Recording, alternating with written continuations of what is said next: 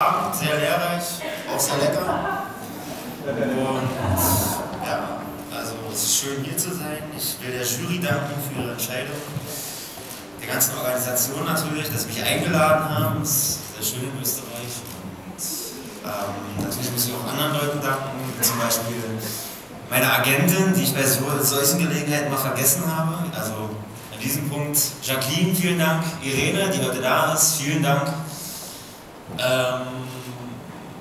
Dennis Gansel natürlich, den großartigen Regisseur, von dem ich super überzeugt bin, dass er noch viele tolle Filme machen wird, auch wenn ich nicht dabei sein werde, aber der hat wirklich drauf, also wie schon in Napola und jetzt auch die Welle. Und ja, das war ganz tolle Arbeit mit ihm. Die Produktion, Redpack, ich danke meiner Familie, meinen Verwandten und Angehörigen für die Kraft und Energie, die sie mir geben, und ja, wünsche allen noch einen schönen Abend.